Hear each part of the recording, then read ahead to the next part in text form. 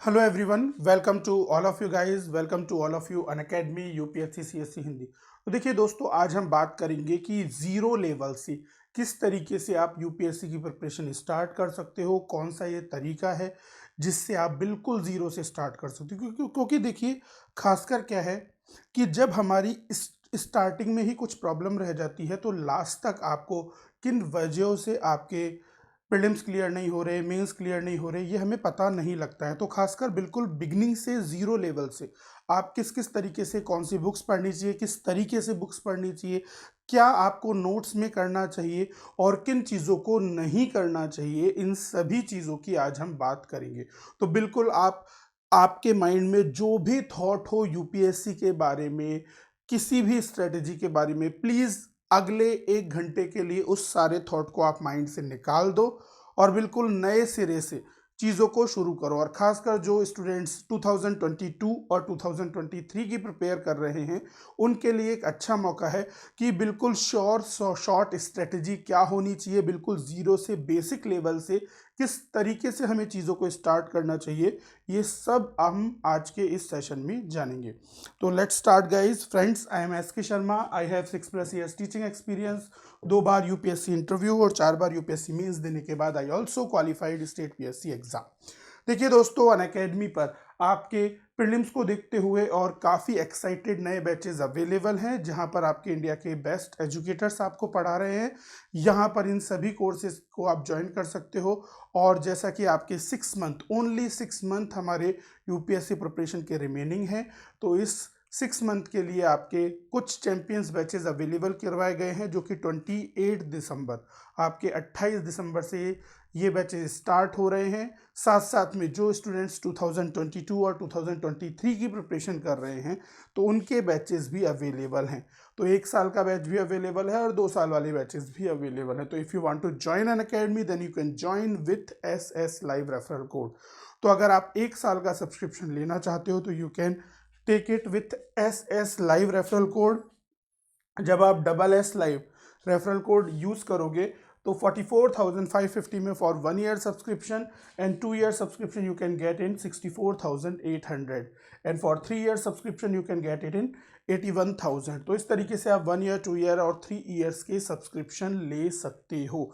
It is a plus subscription, then that means यहाँ पर इस सब्सक्रिप्शन में आपको कंप्लीट चीज़ें अवेलेबल होंगी जो कि यूपीएससी रिलेटेड रिक्वायर्ड है। तो कंप्लीट जीएस का पार्ट, जो कि चाहे प्रीलिम्स में हो या मेंस में हो, वो आपको इन कोर्सेज में मिल जाएगा। और अगर आप एक कंप्लीट टीम, एक एक्सपर्ट्स की गाइडलाइंस लेना चाहते हैं, पर्सनल कोच आपको हर वक्त गाइड करता रहे, तो इस चीज़ के लिए आपको आइकॉनिक सब्सक्रिप्शन लेना होगा। और SS live, SSLIVE referral code के साथ 1 साल का आइकॉनिक सब्सक्रिप्शन आप 62,550 में ले सकते हो। 2 साल का आइकॉनिक सब्सक्रिप्शन आप 96,000 में ले सकते हो। और 3 साल का आइकॉनिक सब्सक्रिप्शन आप 1,26,900 में ले सकते हैं। तो इस तरीके से आप 1 ईयर, 2 ईयर और 3 ईयर के लिए सब्सक्राइब कर सकते हो। और ध्यान रखिएगा, the iconic subscription price now going to increase. तो आइकॉनिक सब्सक्रिप्शन के जो फीस है वो थोड़ी बढ़ने वाली है। तो if you want to join iconic subscription, then do it fastly. जितना जल्दी ज्वाइन कर सको ज्वाइन कर सकते हो, because the price is going to increase. ठीक है, तो ध्यान रखिएगा। और ऑप्शनल्स के लिए अगर आप ज्वाइन करना चाहते हो तो सभी ऑप्शनल्स अवेलेबल हैं। इसमें भी हमारा रेफरल कोड यूज़ कीजिएगा, SSLIVE, SS live referral code use करो। और 1 साल का कोर्स आप 24,750 और 2 years course for optional you can obtain 36,000। तो इस तरीके से आप ज्वाइन कर सकते हो। डेमो क्लासेस के लिए सभी टीचर्स की आपकी स्पेशल क्लासेस अवेलेबल है। और डेली नाइट को 10 PM पर आप मेरी भी स्पेशल क्लासेस ले सकते हो। तो don't miss it, it is absolutely free and you can join it. तो चलिए दोस्तों, शुरुआत करते हैं सबसे पहले कि किस तरीके से हमारी जो यूपीएससी की प्रिपरेशन है उसे ज़ीरो लेवल से शुरू किया जाए। तो देखो, आगे बढ़ने से पहले आपको एक चीज़ समझ में आ जानी चाहिए, जैसा कि मैंने कहा था।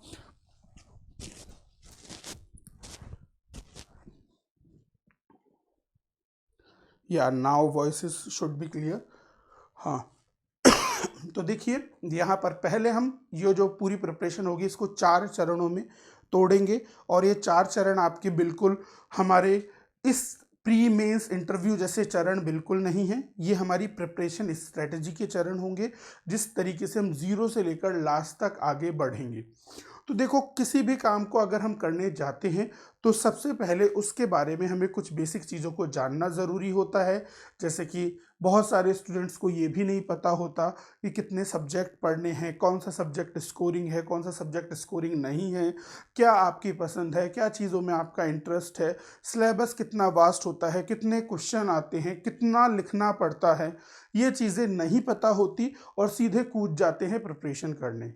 तो देखो, अगर बिना किसी स्ट्रेटजी के, बिना किसी विजिलेंस के कूदोगे तो ऑब्वियसली वो सुसाइडल होगा, वो काफ़ी ज़्यादा आपके टाइम और वक्त को ख़राब करने वाला होगा।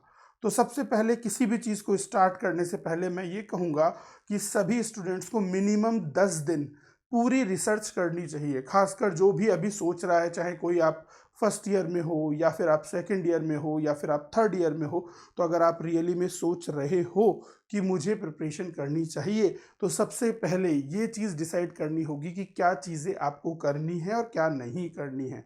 जैसे जस्ट फॉर एग्जांपल, आपको बहुत बेसिक बेसिक चीज़ें पता होनी चाहिए कि यूपीएससी के अंदर हमारे प्री और मेंस होते हैं। प्री के अंदर आपके एक दिन में 2 पेपर होंगे जो कि 2-2 घंटे के होंगे, सी सेट क्वालिफाइंग होगा, और मेंस के अंदर हमारे 9 पेपर होंगे जो कि 5 दिन में लिए जाएंगे, जिसमें से ऑप्शनल एक होगा जिसके 2 पेपर होंगे। स्कोरिंग पेपर्स में हमारे हमेशा ऑप्शनल तो आता ही आता है, साथ साथ में ऐसे एथिक्स जैसी चीज़ें भी आती हैं।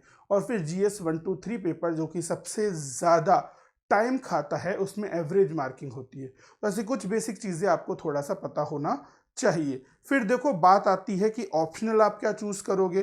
तो देखो, कई बच्चे क्या करते हैं कि शुरुआत के अंदर ही ऑप्शनल की सोच लेते हैं कि मैं हिस्ट्री बैकग्राउंड से हूँ तो मैं हिस्ट्री लूँगा, मैं ज्योग्राफी बैकग्राउंड से हूँ तो मैं ज्योग्राफी लूँगा, मुझे ज्योग्राफी पसंद है, मुझे हिस्ट्री पसंद है। और फिर लास्ट में क्या होता है, कई बार मेंस देते रहते हैं और कभी फाइनल तक नहीं पहुँच पाते। तो इसीलिए कभी भी यूपीएससी की प्रिपरेशन को स्टार्ट करने से पहले अपना ऑप्शनल डिसाइड ना करें। दूसरी चीज़ है ना, आपके जीएस के लिए जब आपको पढ़ते हुए 1-1.5 महीना हो जाए, सभी सब्जेक्ट्स को आप हल्का फुल्का समझने लग जाओ, फिर ऑप्शनल की तरफ आपको जाना चाहिए। तो ये चीज़ ध्यान रखना, यूपीएससी प्रिपरेशन स्टार्ट करते ही मन बिल्कुल भी ना बनाओ कि मेरा ऑप्शनल ये होगा, मेरा ऑप्शनल वो होगा। पहले तोलो मोलो जांचो परखो और फिर उसके बाद में ऑप्शनल के लिए चूज़ करो। तो दूसरी गलती ये मत करना, मैक्सिमम बच्चे यही गलती करते हैं कि प्रिपरेशन करने से, स्टार्ट करने से पहले ही चूज़ कर लेते हैं कि मेरा ऑप्शनल ये होना चाहिए, और ले भी लेते हैं। फिर बाद में पता चलता है कि ये तो गलत था, मैं जो सोच रहा था। यूपीएससी में जो पढ़ाई है वो आपके ग्रेजुएशन लेवल की पढ़ाई से बिल्कुल अलग होती है। आपने जो भी 10th 12th ग्रेजुएशन लेवल में जो भी पढ़ा है, समझा है, सीखा है, उससे यहाँ की स्टडी बिल्कुल डिफरेंट होती है। वो कॉपी भरने वाली स्ट्रेटेजी थी, यहाँ पर कॉपी ना भरकर सही चीज़ें कम शब्दों में लिखने वाली स्ट्रेटेजी है। तो ये चीज़ बिल्कुल अलग है और वो चीज़ बिल्कुल अलग है। तो प्लीज़ दोनों को मिक्सअप ना करें, ठीक है। तो उस हो सकता है कि आपके ग्रेजुएशन में जिस सब्जेक्ट में बहुत अच्छे मार्क्स आए हैं, यहाँ पर आपके एवरेज मार्क्स भी उसमें ना आए। तो एटलीस्ट पहले यहाँ का जो लेवल है, यहाँ का जो तरीका है क्वेश्चंस को पूछने का, उसे समझो और फिर डिसीजन लो। तो ये चीज़ मत कीजिएगा। फिर तीसरी चीज़ जो आपको नहीं करनी है, वो मैं आपको ये कहूँगा कि कोई भी ऐसी चीज़ से अपने सब्जेक्ट को स्टार्ट मत करना जो कि तुम्हें आती हो या फिर तुम्हारे लिए ईजी हो। क्योंकि क्या होगा कि अगर आपके लिए कोई भी चीज़ ऐसे बहुत इजी हो, जैसे कि मान लीजिए हमारा हिस्ट्री में बहुत इंटरेस्ट है, तो वो मुझे आती है, मैं उसी को ही पढ़ने लग जाऊंगा। तो जो मेरी स्ट्रेंथ है उसी पे मैं ज़्यादा फोकस कर रहा हूँ, तो जो मेरी वीकनेस है, कमजोरियाँ हैं, उस पर मैं कब देखूंगा। तो इसीलिए या तो कभी भी बायस्ड होकर किसी भी सब्जेक्ट को ज़्यादा बड़ा प्रेफरेंस मत दो, और आपके सभी सब्जेक्टों के जितने क्वेश्चन आते हैं उनकी जितनी इम्पोर्टेंस है उसके हिसाब से प्रिपरेशन चालू करो। क्योंकि खासकर क्या होता है, ना सिर्फ आपके खुद की सेल्फ स्टडी में बल्कि अधिकतर जो कोचिंग्स भी होती हैं उनमें उन विषयों को शुरुआत में पढ़ाया जाता है जो समझने में इजी होते हैं और जो आसानी से आपको आपको ऐसा लगाते हैं कि मेरे लिए ये सब कुछ आसान है। और कई महीनों तक, इवन 5-5 6-6 महीने तक वही लड्डू खिलाते रहते हैं, वही इजी इजी चीज़ें आपको मिलती रहती हैं। पर फिर उसके बाद में जब रियली टफ चीज़ आती है तब आपके हाथ पैर फूल जाते हैं, और वो जस्ट प्रीलिम से 1-2 महीने पहले होता है या मेन से 1 महीने पहले होता है। तो इसीलिए पहले जो आपकी वीकनेसेस हैं, जो आपकी पहली वीकनेसेस हो सकती हैं, जहां पर आपको प्रॉब्लम्स क्रिएट होती है, पहले उन चीज़ों को देख लो कि क्या ये आपकी रेंज में है, क्या मैं थोड़ा सा इसमें एफर्ट डालूंगा या डालूंगी तो फिर मेरे को चीज़ें हो जाएंगी। तो फिर क्या होगा कि हम अपनी जो प्रॉब्लम्स आने वाली होती है, जो दुविधाएं, जो समस्याएं हमारे सामने खड़ी होने वाली होती हैं, उसको अगर हम पहले ही जज कर लेते हैं तो उनसे लड़ना थोड़ा आसान हो जाता है। क्योंकि सोच कर देखो, प्रैक्टिकल लाइफ में भी कोई भी प्रॉब्लम है एकदम से तुम्हारे सामने आ गई तो उसे नहीं संभल पाएंगे, है ना। पर अब हमें पता है कि इस टाइप की प्रॉब्लम खड़ी हो सकती है, पर मुझे पता है कि मैं इससे कैसे क्लियर करूंगा, इसे कैसे इससे लड़ूंगा, तो वो थोड़ी चीज़ें आसान हो जाती हैं। तो ये 3 गलतियां मत करना जो कि अधिकतर बच्चे करते हैं। अगर आप नहीं करोगे तो ये मान लो कि 50% तुम्हारी जो सबसे बड़ी प्रॉब्लम है खत्म हो गई। क्योंकि क्या होता है कि ये चीज़ें ध्यान में नहीं रखते मैक्सिमम बच्चे, और फिर लास्ट तक सोचते रहते हैं मैं तो बहुत मेहनत कर रहा हूँ फिर भी मेरा प्रीलिम्स नहीं निकल रहा, मैं तो बहुत मेहनत कर रहा हूँ फिर भी मेरी आंसर राइटिंग अच्छी नहीं हो रही। वो इसीलिए ही नहीं होती है क्योंकि तुम्हारा जो स्ट्रेटजी को देखने का तरीका है, पढ़ने का जो तरीका है, वो आपके अकॉर्डिंग नहीं है, और बायस्ड तरीका है। जो मुझे पसंद आता है उसमें मैं बहुत टाइम दे रहा हूँ, और जो मुझे पसंद नहीं है, पर एग्जाम में तो वो भी आएगा ना। इट इज़ ए जनरलिस्टिक एग्जाम, ये आपके एक सामान्य परीक्षा है, तो इसके अंदर आपको सभी विषयों में पारंगत ना सही पर एटलीस्ट एक एवरेज नॉलेज रखनी पड़ेगी। तो इस चीज़ को ध्यान रखिएगा। फिर चलिए अब आते हैं मुद्दे पर कि हमारे जो पूरी जीरो से लेकर आप प्रिपरेशन करोगे उसके टोटल 4 चरण होने वाले हैं। हम 4 चरणों के अंदर 4 फेजेस के अंदर पूरी प्रिपरेशन को इंक्लूड करेंगे, पूरी प्रिपरेशन को कंक्लूड करने वाले हैं। तो शुरुआत करते हैं सबसे पहले चरण की, कि शुरुआत में आपको क्या करना चाहिए और क्या नहीं करना चाहिए। तो देखिए, सबसे पहले शुरुआत में कोई भी बड़ी से बड़ी बिल्डिंग हो, चाहे वो 20 मंजिल की हो, 50 की हो या 100 की हो, तो सबसे पहले जितनी ज़्यादा मजबूत आपकी नींव होगी, जितना ज़्यादा स्ट्रॉन्ग फाउंडेशन होगा, उतनी ज़्यादा अच्छी बिल्डिंग और स्ट्रॉन्ग बिल्डिंग आपके बन जाएगी। पर मैक्सिमम स्टूडेंट, खासकर हमारे हिंदी मीडियम के मैक्सिमम स्टूडेंट, शुरुआत के इस जगह पर ही सबसे बड़ी प्रॉब्लम क्रिएट करते हैं, और ना कभी फाउंडेशन अच्छा हो पाता है, तो फिर कभी भी प्रीलिम्स नहीं निकलता, और लास्ट तक समझ में नहीं आता कि मेरा प्रीलिम्स क्यों नहीं निकल रहा है। बहुत मेहनत के बाद में भी नहीं निकलता, क्योंकि जो फाउंडेशन है, जो वही बहुत खोखला है, वही बहुत वीक है। तो पहला स्टेप होगा कि अपने नींव को मजबूत करो, फाउंडेशन को मजबूत करो। फाउंडेशन मतलब वो बेसिक बुक्स, वो बेसिक नॉलेज जो आपको यूपीएससी के लायक बनाएगी। यानी कि कक्षा 6 से लेकर कक्षा 12 तक जो भी तुमने पढ़ा है, जो भी बेसिक नॉलेज है, उसे इकट्ठा करने का टाइम अब आ चुका है। यानी कि सीबीएसई बोर्ड की जो एनसीईआरटी की किताबें हैं, उन्हें यहाँ पर आपको पढ़ना होगा। क्योंकि एनसीईआरटी की किताबें, पर देखो यहाँ पर जो एनसीईआरटी की किताबें हैं, उन किताबों के अंदर लगभग तुम्हें 2 महीने लगेंगे। अगर कोई जीरो से प्रिपरेशन स्टार्ट कर रहा है तो लगभग 2 महीनों के अंदर आपके एनसीईआरटी की प्रिपरेशन कंप्लीट होगी, जिसमें सभी विषय की कक्षा 6 से लेकर कक्षा 12 तक की एनसीईआरटी करनी पड़ेगी। पर मैक्सिमम बच्चे क्या करते हैं कि शुरुआत में जो एनसीईआरटी करनी होती है उसमें ऐसा सोचते हैं कि ये तो बच्चों वाली चीज़ें हैं, इसका ढंग से मैं पढ़ूं तो कोई मतलब नहीं है, बाद में किसी के पके पकाए नोट्स ले लूं तो मेरा काम चल जाएगा।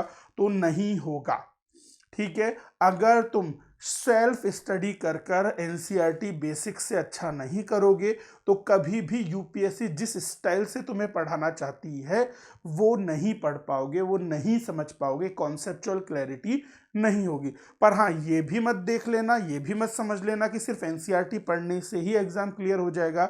ये सिर्फ शुरुआत है। तो पहली बात, तो पहली गलती यहाँ पर होती है कि लोग पूरी एनसीईआरटी नहीं पढ़ते। पूरी एनसीईआरटी से मतलब जैसे कि ज्योग्राफी पढ़ ली 6 से लेकर 12th, ठीक बात है। हिस्ट्री पढ़ ली 6 से लेकर 12th, ठीक बात है। फिर पॉलिटी के अंदर आनाकानी हो जाती है, इकोनॉमिक्स में 9 से लेकर 12th में आनाकानी हो जाती है, या फिर आपके सोशियोलॉजी की जो एनसीईआरटी है वो हमारे मेंस के अंदर है, वो नहीं पढ़ते हैं। ऐसे ही वर्ल्ड हिस्ट्री की जो एनसीईआरटी है उसे छोड़ देते हैं। तो मतलब तुम जो जितनी एनसीईआरटी तुम्हें ढंग से पढ़नी चाहिए थी उसका केवल तुम 20 से 25% पढ़ते हो और फिर ये कहते हो कि मेरा फाउंडेशन मजबूत है। तो सबसे बड़ी गलती यहीं पर होती है कि 2 महीने पूरा टाइम लगेगा, कम से कम 30 से 35 एनसीईआरटी होंगी जिन्हें तरीके से करना होगा। और ध्यान रखिएगा, कभी भी जब एनसीईआरटी पढ़ी जाती है तो पहली बार पढ़ने के बाद कोई नोट्स नहीं बनाए जाते हैं। मैक्सिमम बच्चे क्या करते हैं कि पढ़ाई आज चालू की, आज ही नई कॉपी ले आए और आज ही नोट्स बनाने लग गए। अरे बेटा, जब तुम्हें कोई सही सी रास्ता पता नहीं है, सही डायरेक्शन तुम्हें ढंग से नहीं पता, और फर्स्ट टाइम पर ही अगर आप नोट्स मेकिंग कर लोगे तो उससे क्या होगा कि जो काम की चीज़ें हैं नोट्स की वो भी उसमें होंगी और जो काम की नहीं है वो भी होंगी। और पता चलता है कि 80% चीज़ें जो नोट्स में लिखनी ही नहीं थी वो भी तुमने नोट्स में डाल दी। इससे क्या होगा, टाइम बहुत ज़्यादा वेस्ट होगा। और जब टाइम बहुत ज़्यादा वेस्ट होता है तो तुम 2-3 एनसीईआरटी के नोट्स बनाते हो और फिर उसके बाद में पटक देते हो। फिर ना कभी वो एनसीईआरटी कंप्लीट होती है, ना कभी नोट्स कंप्लीट होते हैं। फिर हम शॉर्ट ट्रिक्स की तरफ भागते हैं और कभी भी प्रीलिम्स क्लियर नहीं कर पाते हैं, कभी भी मेंस के कॉन्सेप्ट क्लियर नहीं होते हैं। क्योंकि जब आपको शुरुआत में नोट्स नहीं बनाने थे, पहली रीडिंग जब हो जाती है उसके बाद में पुराने पेपर्स की एनालिसिस की जाती है, सिलेबस को समझा जाता है, फिर सेकेंड रीडिंग में नोट्स बनाए जाते हैं। पहली रीडिंग में ही जो भी नोट्स बनाएगा वो कभी एनसीईआरटी पूरी कर ही नहीं सकता ईमानदारी से। और 90 से ज़्यादा प्रतिशत बच्चे ऐसे होते हैं जो कि कभी भी एनसीईआरटी पूरी नहीं करते। हाँ, सभी गाना ये ज़रूर गाएंगे कि एनसीईआरटी करना अनिवार्य है, ये होना चाहिए वो होना चाहिए, पर करते ही नहीं हैं। तो कभी भी मेंस के फाउंडेशन अच्छे हो ही नहीं पाते हैं। प्रीलिम्स तो छोड़ो, चलो प्रीलिम्स तो बिना एनसीईआरटी के भी शायद निकल जाए, पर मेंस के फाउंडेशन अच्छे नहीं हो पाते जब तक आप प्रॉपर एनसीईआरटी नहीं करते हो। तो ध्यान रखना, नोट्स सेकंड रीडिंग में ही बनाएं और पूरी एनसीईआरटी करें। ये नहीं कि आधा अधूरा काम करोगे तो आधा अधूरा मार्क्स आएगा फिर बाहर बैठे रहोगे। तो ये गलती मत करना, अधिकतम बच्चे यही गलती करते हैं और खूब समझाने के बावजूद यही गलती करते हैं। तो एनसीईआरटी पढ़ो पहली बार, फिर सिलेबस को देखो, पुराने क्वेश्चन पेपर देखो और फिर यहाँ पर आप नोट्स बनाओ, सेकंड रीडिंग करते जाओ और काम की चीज़ें लिखते जाओ। अगर किसी भी स्टूडेंट के नोट्स ऐसे हो रहे हैं जैसे कि 100 पन्नों की किताब है और तुम्हारे जो कॉपी में नोट्स बन रहे हैं वो 125 पन्नों के हैं, तो समझ लेना तुम्हें कुछ नहीं आता, तुम्हें यही नहीं पता कि क्या पढ़ना है क्या नहीं पढ़ना। तो फिर तुम जो गधा मजदूरी कर रहे हो, जो मेहनत कर रहे हो, वो वेस्ट है, तो वो नहीं करनी है। ठीक है, तो ध्यान रखना, एनसीईआरटी पढ़ना मस्ट है कक्षा 6 से लेकर 12 तक की। खासकर हिस्ट्री और ज्योग्राफी कक्षा 6 से 12 की एनसीईआरटी मस्ट है, ज़रूर करें। पॉलिटी 9 to 12 करें, इकोनॉमिक्स 9 to 12 करें और जो सोशियोलॉजी है, वर्ल्ड हिस्ट्री है, उनकी एनसीईआरटी भी करें। काम करो तो पूरा करो, वरना मत करो। ठीक है। दूसरी चीज, जब ये 2 महीने तुम्हें खत्म हो जाएंगे सभी महत्वपूर्ण एनसीईआरटी की, एक बार आप गो थ्रू जहां से हो चुके होंगे, फिर उसके बाद आपको आना है ऑप्शनल सब्जेक्ट पर। अब देखो, ऑप्शनल सब्जेक्ट चुनते वक्त 95% बच्चे गलती करते हैं। ऑप्शनल सब्जेक्ट चुनते वक्त 95% बच्चे गलती करते हैं। तो क्या क्या गलतियां होती हैं उस पर बात कर लेते हैं। तो देखो, यहाँ पर गलतियाँ क्या क्या होती हैं हमारे पास मैक्सिमम स्टूडेंट से। गलतियों की मैं बात करूँ तो पहली बार, मन के मत पर मत चलना। केवल जो चीज़ आपको पसंद है, ज़रूरी नहीं है कि वो सही हो। तो अब 2 महीने का तुम्हारे पास नॉलेज आ चुका है, तुम्हें पता है हिस्ट्री में क्या पढ़ना है, ज्योग्राफी में क्या पढ़ना है, पॉलिटी में क्या पढ़ना है, इकोनॉमी में क्या पढ़ना है, कैसे पढ़ना है, किस तरीके का विषय होता है, ये सभी चीज़ें तुम्हें एनसीईआरटी ने बता दी हैं। तो अब यहाँ पर ये देखो कि किस सब्जेक्ट का, किस ऑप्शनल का सिलेबस छोटा है, क्योंकि 5 दिन में जब चीज़ें तुम्हें करनी होंगी तो सिलेबस छोटा है, वो जानना बहुत इंपॉर्टेंट हो जाएगा। फिर दूसरी चीज़ ये देखो, आपके पास में कितने स्टूडेंट बैठते हैं, नंबर ऑफ स्टूडेंट किस सब्जेक्ट में कितने बैठते हैं। फिर तीसरी चीज हिंदी मीडियम के लिए देखो, कौन से ऐसे सब्जेक्ट्स हैं जिसमें केवल हिंदी मीडियम स्टूडेंट बैठते हैं, यानी कि हिंदी मीडियम अपीयरिंग स्टूडेंट्स, जो ऐसे सब्जेक्ट जिसके अंदर सिर्फ और सिर्फ हिंदी मीडियम स्टूडेंट बैठते हैं, जैसे कि हिंदी लिटरेचर, सिर्फ हिंदी मीडियम के बीच में कंपटीशन है तो मार्क्स ज़्यादा लाना आसान होगा। फिलॉसफी हिंदी मीडियम अच्छा कर सकता है, सोशियोलॉजी हिंदी मीडियम अच्छा कर सकता है। आप ज्योग्राफी पर जाओगे तो वहाँ पर हिंदी मीडियम थोड़ा नीचे रह जाता है। हिस्ट्री में भी लगभग लगभग हिंदी और इंग्लिश दोनों ही मिल जाते हैं आपको। तो आपको पता होना चाहिए कि कौन कौन से ऐसे विषय हैं जिसमें सिर्फ हिंदी मीडियम के बीच में कंपटीशन होगा, तो वो थोड़ा मेरे लिए आसान होगा।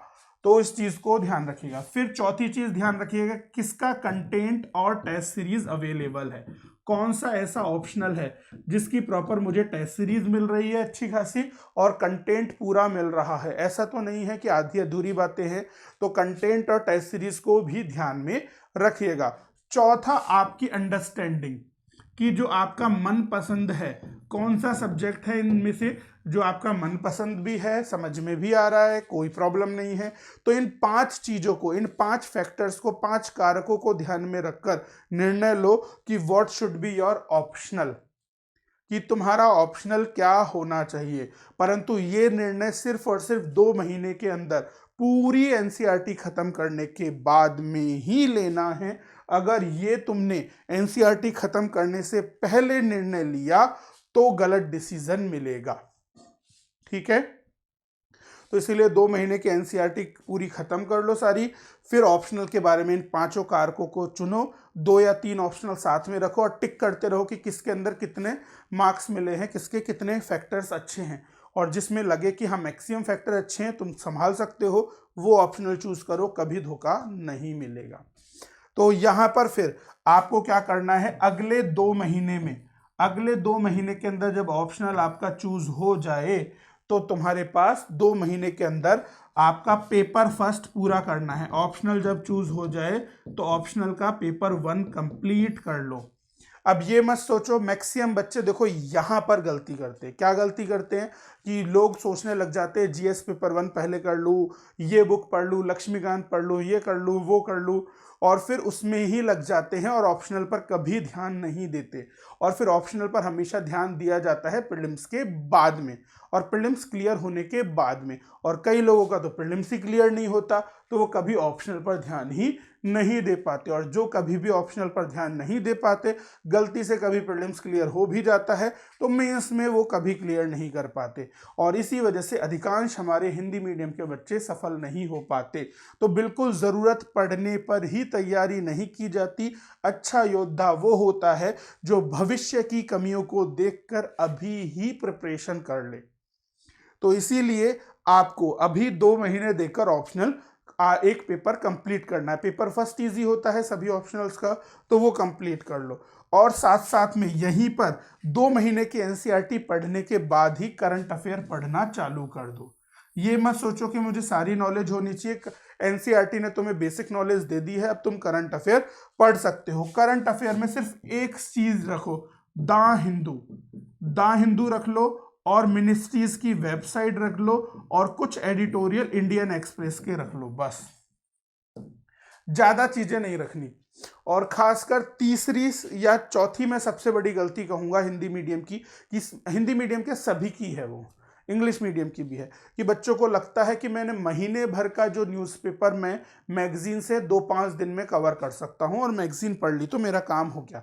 ये सबसे बड़ी और मनगढ़ंत बातें हैं कि सिर्फ मैगजीन पढ़ने से तुम्हारा करंट अफेयर क्लियर हो जाएगा, ऐसा बिल्कुल भी नहीं है।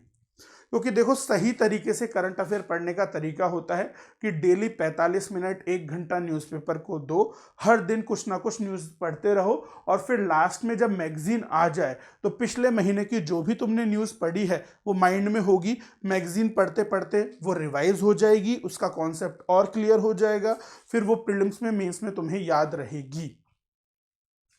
तो इस तरीके से करंट अफेयर हमेशा किया जाता है। पर मैक्सिमम बच्चे क्या करते हैं कि सीधे करंट अफेयर की मैगजीन को लाते हैं, रटते हैं, 2 दिन रटेंगे, तीसरे दिन भूल जाएंगे, चौथे दिन पढ़ने का कोई फायदा होगा नहीं, तो उसी चीज को करते रहते हैं। इसीलिए अधिकांश लोग फेल होते हैं और फिर हमसे पूछते हैं कि सर मैं फेल क्यों हो रहा हूं। मैं कैसे पास करूं? जब समझाया था बेटा कि डेली न्यूज़पेपर पढ़ना ज़रूरी है, कंपलसरी है, अनिवार्य है, और फिर जब वो महीना ख़त्म हो जाए तो जब उसकी मंथली मैगज़ीन आए तो उस मैगज़ीन से रिवाइज किया जाता है। जो भी तुमने महीने भर में पढ़ा उसे इकट्ठा किया जाता है, ना कि फर्स्ट टाइम में मैगज़ीन पढ़ोगे तो फिर वो रटोगे और रटोगे तो भूलोगे। ये तो नेचुरल प्रोसेस है। तो इसी वजह से ये गलती ना करें। जो भी बिगनर है, जो भी ज़ीरो से प्रिपरेशन कर रहा है, वो करंट अफेयर को मंथली बेसिस पर पढ़े। एनसीईआरटी ख़त्म होते ही 2 महीने बाद करंट अफेयर पढ़ने लग जाए और फिर मैगज़ीन को भी रेफ़र करें। पहले हर दिन करंट अफेयर और फिर मैगज़ीन से रिवीजन, तब कहीं जाकर श्योर शॉर्ट सिलेक्शन होगा। अगर ये नहीं किया तो फिर हमेशा नेगेटिव मार्क्स आएंगे और करंट अफेयर कभी भी याद भी नहीं रहेगा। तो इस चीज़ को ध्यान रखिएगा। तो ये तीनों चीज़ें जिसने कर ली उसकी नींव मजबूत हो जाएगी, उसका फाउंडेशन इतना शानदार होगा कि फिर यूपीएससी कहीं से कोई भी क्वेश्चन पूछ ले, कैसे भी क्वेश्चन पूछ ले, कभी भी कोई भी नुकसान नहीं होगा। आसानी से चीज़ों को कर सकते हो। चलिए, तो अब एक नींव जब मजबूत हो जाती है, जब हमारा फाउंडेशन मजबूत हो जाता है, तो हम अपनी चीज़ में एक्सपर्ट बनना चाहते हैं, हम पारंगतता चाहते हैं, हम परफेक्शन चाहते हैं। तो नाउ दिस सेकंड फेज, ये दूसरा चरण डेडिकेटेड है परफेक्शन को। How can be U A perfectionist in UPSC examination?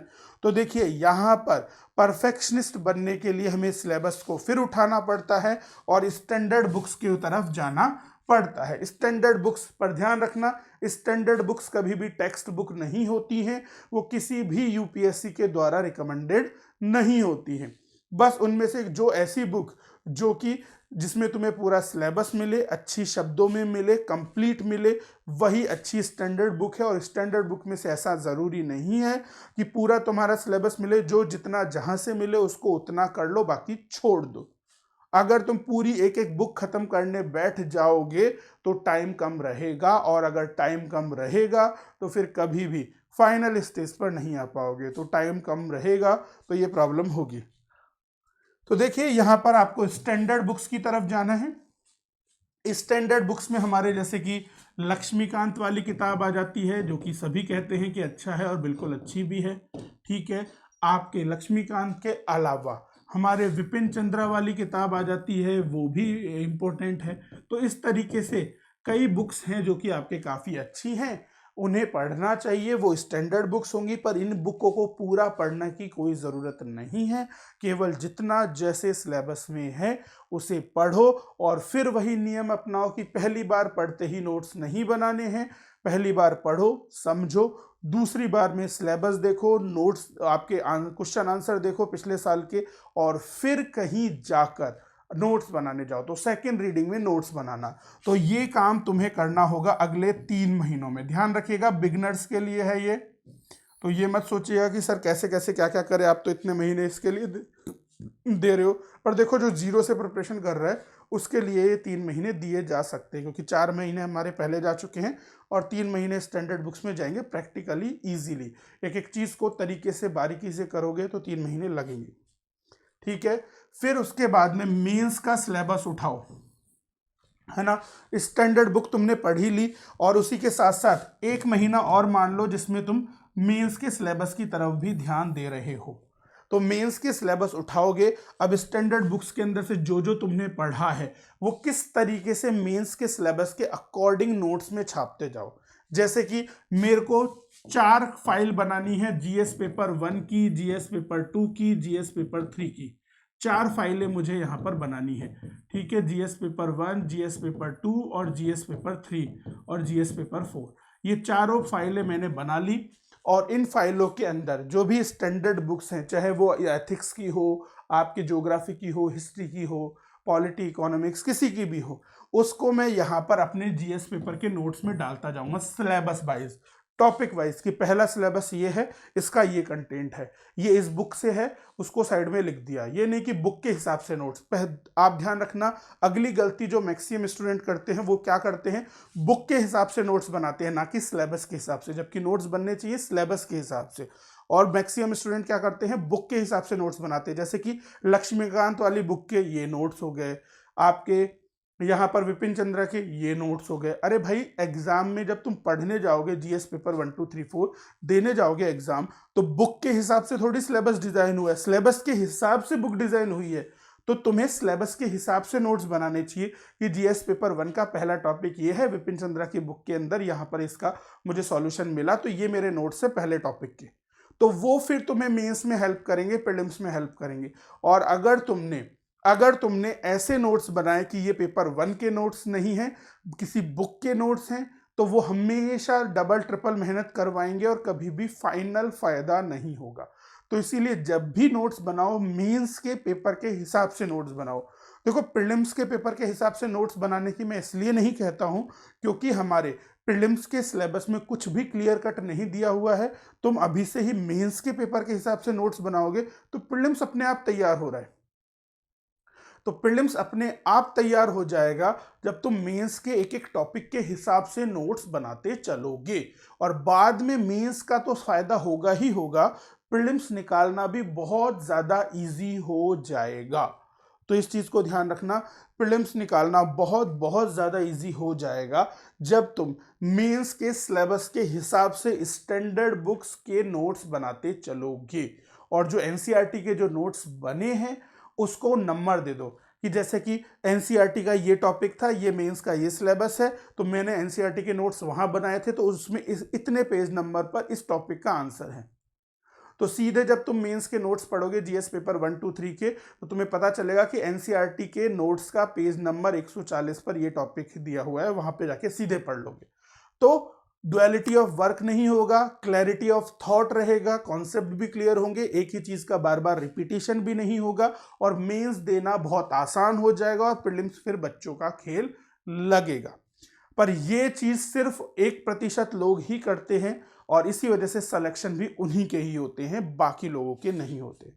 ठीक है, तो इस चीज को ध्यान रखना, स्टैंडर्ड बुक्स के जो नोट्स बने वो कभी भी बुक्स वाइज नहीं होने चाहिए, it always be from syllabus wise. ये हमेशा सिलेबस के अनुसार नोट्स होने चाहिए, ना कि बुक्स के हिसाब से।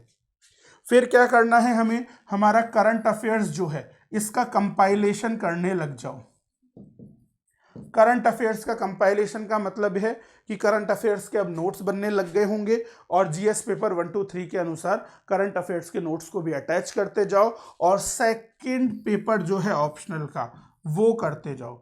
तो सेकंड पेपर ऑप्शनल का ये करते जाओ, तो 4 महीने में ये काम हो गया तुम्हारा। फिर लास्ट में 3-4 महीने में ये काम कर सकते, तो टोटल तुम्हारे 10 से 11 महीने हो चुके हैं और तुम्हें पूरे प्रीलिम्स के सिलेबस की पता है, मेंस के सिलेबस की पता है, तुम्हारा एक बार पूरा ऑप्शनल खत्म हो चुका है, करंट अफेयर साथ के साथ में चल रहे हैं और मेंस की तैयारी भी साथ के साथ में ही हो रही है। तो ये सब चीजें अब आपके बेसिक से हो गई होंगी, तो इस चीजों को ध्यान रखिएगा। तो ये चीजें जब हो गई, तुम जो इम्परफेक्ट थे अब वो परफेक्ट बन रहे हो। तो क्या है, तुम्हारा जो इम्परफेक्शन था अब वो परफेक्शन की तरफ जा रहा है और अब you are a perfect player for UPSC CSC examination और every person can achieve that goal.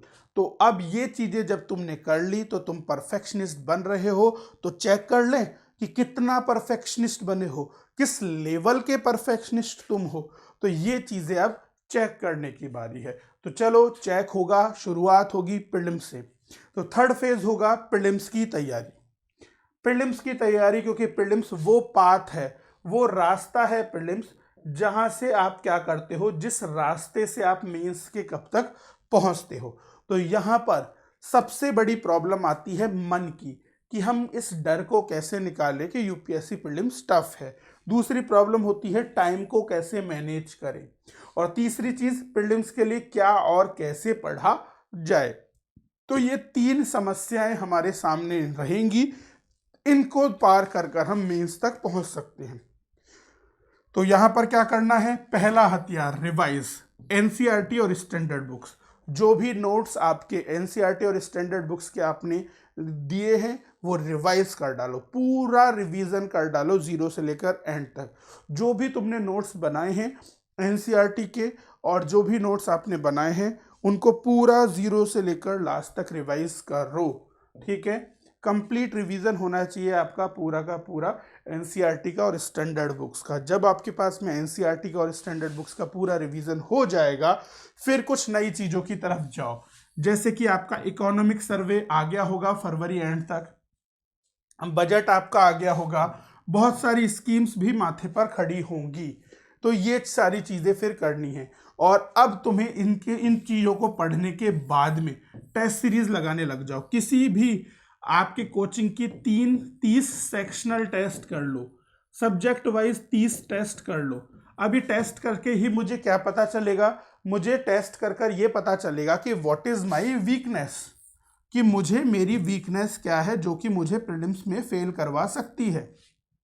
तो ये 30 टेस्ट सीरीज जो होगी वो मुझे मेरी वीकनेस बताएगी, जो कि मेरे प्रीलिम्स में मेरे फेल होने का रीजन बन सकती है।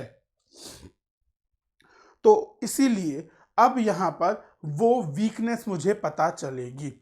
जब मुझे वो वीकनेस पता चले तो मैं सीधे नोट्स पर जाकर उसे सॉल्व करूं कि यहाँ पर मेरे कॉन्सेप्ट कहाँ गड़बड़ा गए। अगर नोट्स से सहारा ना मिले तो फिर ओरिजिनल एनसीईआरटी स्टैंडर्ड बुक्स या फिर कहीं के भी नोट्स जहाँ से तुमने वो टॉपिक पढ़ा हो उसको रिवीजन करो। वहाँ पे भी ना मिले तो इंटरनेट से करो, पर कंप्लीट करो, अपनी इन कमियों को दूर करो। अब क्या होता है, मैक्सिमम बच्चे या तो टेस्ट सीरीज प्रॉपर ढंग से नहीं देते हैं, और टेस्ट सीरीज दे भी दी तो जो कमियां हैं उन्हें कैसे सुधारा जाए, वो कॉन्सेप्ट मेरा कैसे गलत हुआ, उस पर बात नहीं करते हैं। तो अगर आपका जो कॉन्सेप्ट गलत हुआ है उस पर तुम बात नहीं करोगे तो फिर चीज़ें कैसे सुधरेंगी। हवा में कोई जादू की पुड़िया तो आने से रही कि जिसमें आपके चीज़ें झटके से सॉल्व हो जाएंगी, झटके से ठीक हो जाएंगी, तो वो जादू की पुड़िया तो तुम्हें मिलेगी नहीं। ठीक है, तो इसीलिए पहले कमियों को जानो और फिर दूर करो। अगर ये चीज़ कर ली तो आसानी से प्रीलिम्स निकल जाएगा, और ये चीज़ नहीं करोगे तो फिर हमेशा यही कहोगे कि मेरा प्रीलिम्स क्यों नहीं निकला, मेरे क्वेश्चन क्यों नहीं समझ में आ रहे, मेरे ही साथ ऐसा क्यों होता है, मैं तो इतना पढ़ता हूँ, मैंने ये किया, मैंने वो किया, फिर भी मेरी ज़िंदगी बर्बाद क्यों हो गई। तो don't be A pussy, don't be a coward. तो हमारी गलतियों को देखना होगा और फिर उसे हमें सुधार भी करना होगा। तो क्या करना है, यहाँ पर प्रॉपर रिवीजन होना बहुत ज़्यादा ज़रूरी है। प्रॉपर आपका रिवीजन जब होगा तभी आपकी प्रॉब्लम यहाँ पर सॉल्व हो सकती है। ठीक है, तो प्रॉपर आपके रिवीजन होना बहुत ज़्यादा हमारे पास में ज़रूरी हो जाता है। तो इस चीज़ को ध्यान रखिएगा। तो हमें क्या करना है, सबसे पहले एनसीईआरटी स्टैंडर्ड बुक्स को रिवाइज करना है हमारे नोट्स से, फिर उसके बाद में इकोनॉमिक सर्वे, बजट, स्कीम से इन्हें ख़त्म कर लेना है, फिर उसके बाद में टेस्ट सीरीज़ देनी है। टेस्ट सीरीज़ के अंदर जो कमियां रह जाए, कमियों का पता लगे तो उसे स्टैंडर्ड बुक्स एनसीईआरटी से रिजॉल्व करो, नहीं तो नेट का सहारा लेके कॉन्सेप्ट पूरा करो। ये सब करो, और साथ के साथ में करंट अफेयर के नोट्स और रिविज़न करते रहो। करंट अफेयर्स तो एक ऐसी चीज़ है जो कि चलती रहेगी जब तक तुम फाइनल लिस्ट में तुम्हारा सिलेक्शन नहीं हो जाता। करंट अफेयर नहीं छोड़ना है। करंट अफेयर का एक ही नियम, डेली 1 घंटा न्यूज़पेपर को देना है, और महीने के एंड में जब मैगजीन आए तो उससे रिवाइज करना है। 5-6 दिन में मैगजीन रिवाइज हो जाएगी, बात खत्म। तो ये तो जब तक फाइनल रिजल्ट ना आ जाए तब तक करना है। इवन कई लोगों का तो रिजल्ट आने के बाद, सिलेक्शन के बाद भी वो जीवन भर करते रहते हैं। तो ये तो आदत बन जानी चाहिए। ठीक है, तो थर्ड फेज में हमें इन चीज़ों को करना है। तो इन चीज़ों को जो भी बच्चा करेगा श्योर शॉर्ट सक्सेस पा लेगा। तो इस चीज़ को ध्यान रखिएगा,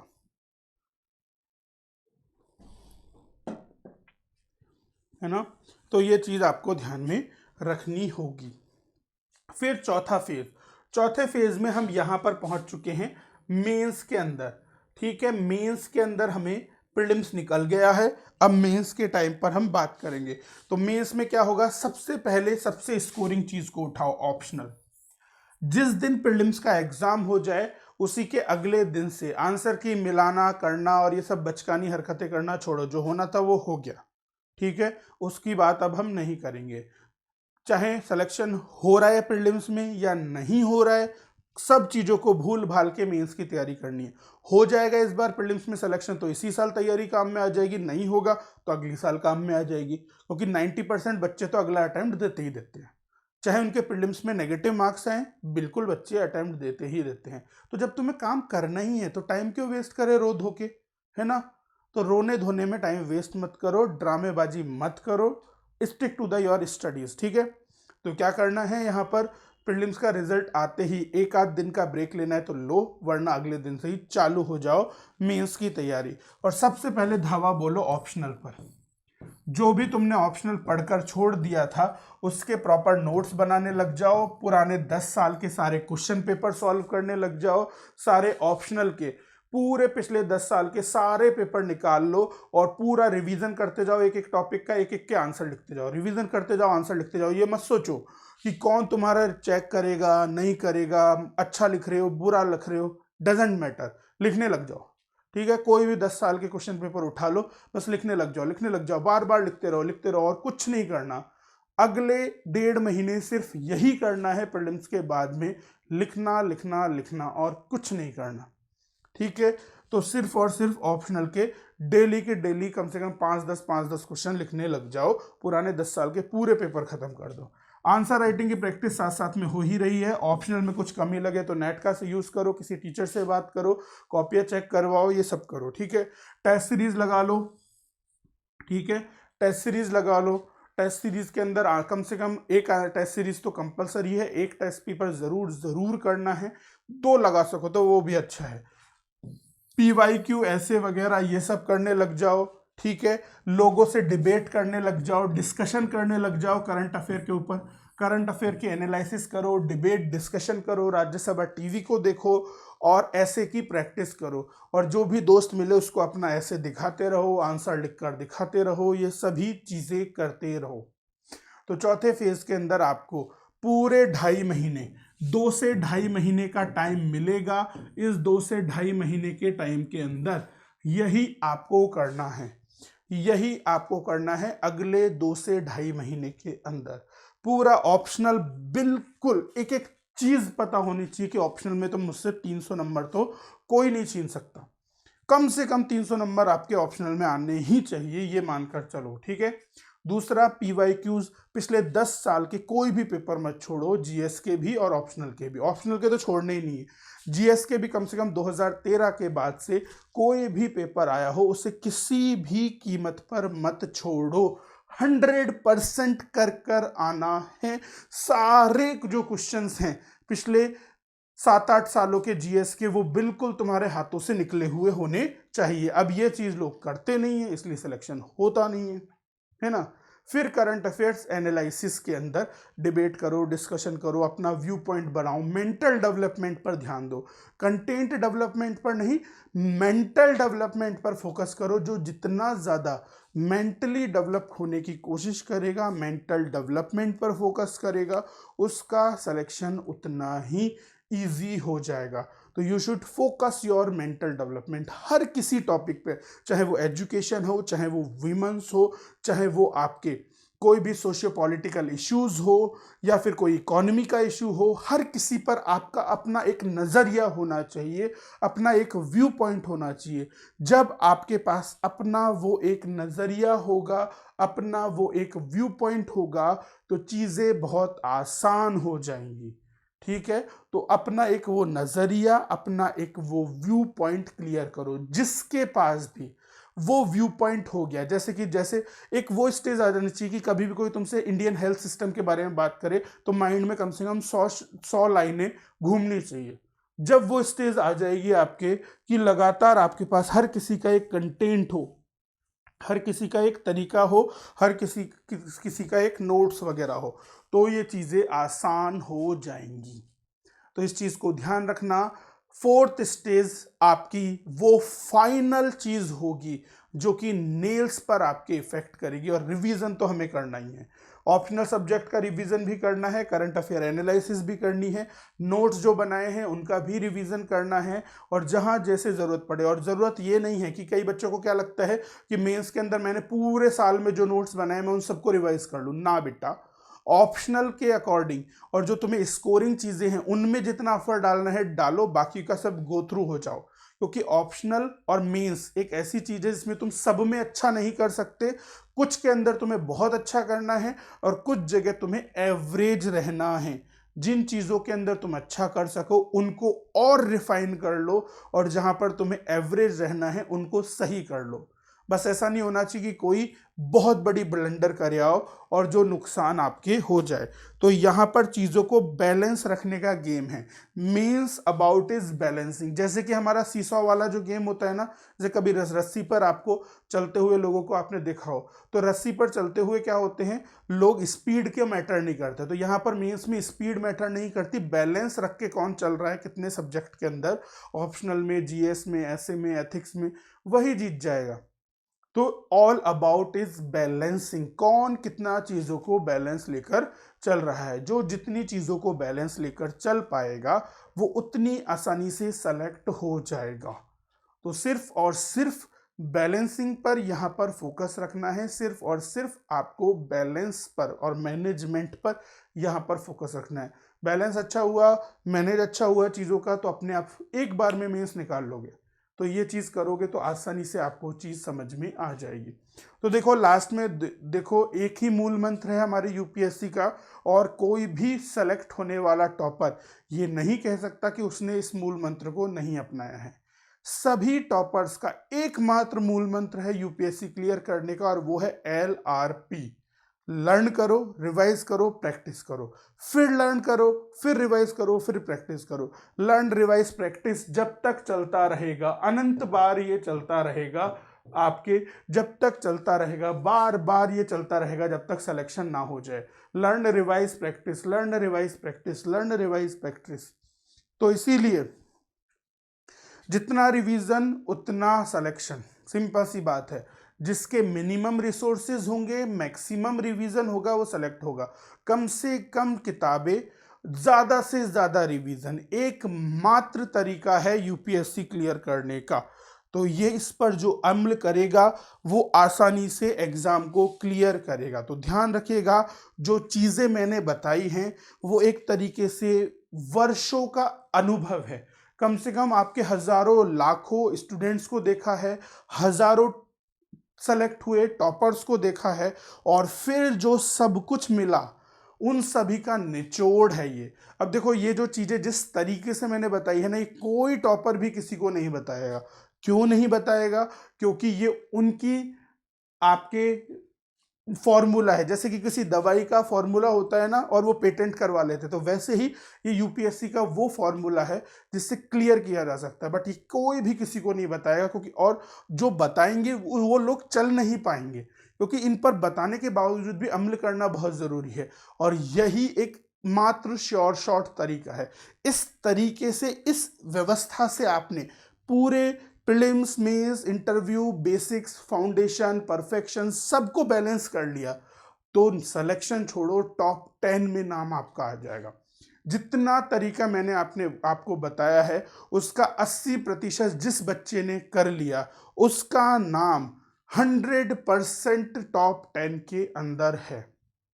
अगर किसी को विश्वास ना हो तो आई कैन अश्योर यू, मैं स्टाम्प पेपर पर भी लिखकर आपको ये चीज़ दे दूंगा। इस ट्रिक का, इस पूरी स्ट्रेटेजी का 80% भी जिसने कर लिया वो टॉप 10 के अंदर आ जाएगा। नोबडी कैन स्टॉप हिम, कोई भी उसे नहीं रोक सकता।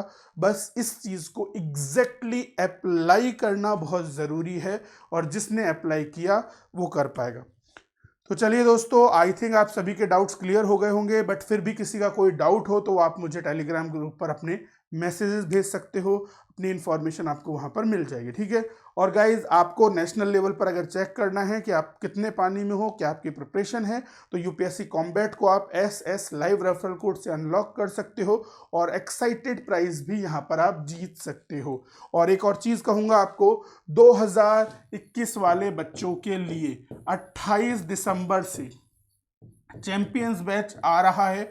तो इस चैंपियंस बैच को आप 28 दिसंबर से जो बैच आ रहा है इसे ज्वाइन कर लो SS लाइव रेफरल कोड के साथ में। और 2022 वाले बच्चों के लिए भी बैच अवेलेबल है, वो भी 28 दिसंबर से है। और 2023 वाले बच्चों के लिए भी बैच अवेलेबल है, वो भी 28 दिसंबर से है। तो just go and join it as soon as possible. और रेफरल कोड आप सभी का रेफरल कोड है, याद रखिएगा, SS live. Thank you to all of you guys, happy learning to all of you.